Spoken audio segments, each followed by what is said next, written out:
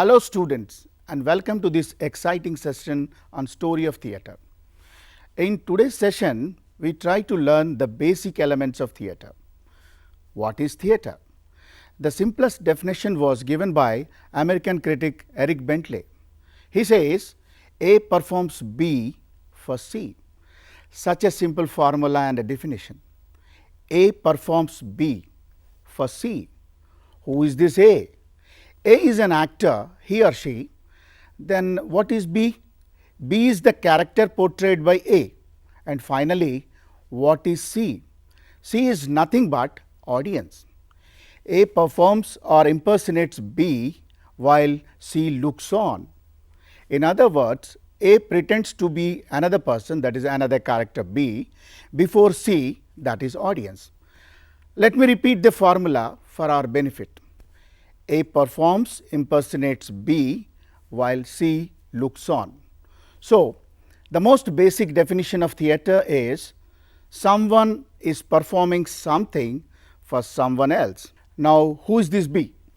As I already told you, B is the character. So, what is a character as far as the theatre is concerned? What are the qualities or the dimensions of a character? In order to understand the character, it should have minimum 3 dimensions. Dimension number 1, physical dimension. Dimension 2, sociological dimension. Dimension 3, psychological dimension. What is a physical dimension of a character? It is nothing but the way character appears physically before the eyes of the audience.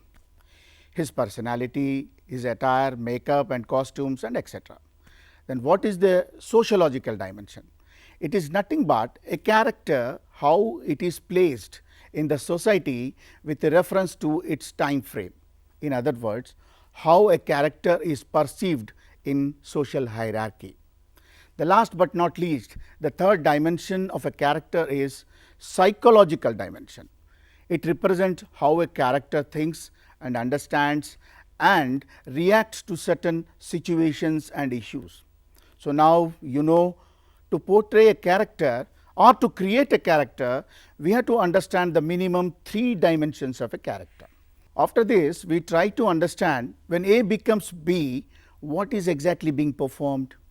It can be an idea, story, unwritten scenario, plan, maybe a written text or a script. After what is to be performed, let us understand what happens in a performance. As you know, every performance needs a performance space. Performance takes place in a open space or a closed auditorium and so on. Then what is the relationship between the performers and the audience? Artistic collaboration takes place with the help of playwright, director, designers and other together help to create the performance. This is also includes the theatrical elements like scenery, costume, music, lighting and other effects that contributes to the performance. After the actor, character and the performance, let us discuss about the audience. What is the role of an audience in a theatrical presentation? Peter Brook, an American director, said the only one thing that all forms of theatre have in common is the need for an audience. So, without audience, the event of theatre is incomplete. The audience completes the cycle of or creation of communication circles, provides immediate feedback to the performers. It can be categorized into a 3-way interaction. Number 1, the performers to the audience. This communicated through the performance in the form of a story, idea or a scenario or a written play and so on. Number 2, the audience to the performers. The immediate feedback from the audience regarding the quality of the performance in terms of acting, direction, playwriting and the other technical aspects such as lighting, set design, etc. Number 3, audience to the audience. It is the within the audience about the performance, about its quality, which also helps as a publicity. I hope you understand some basic elements of theatre. Finally, what is the value of theatre? In other words, what is the functional value of theatre to the society? There are many, but today we try to understand only two.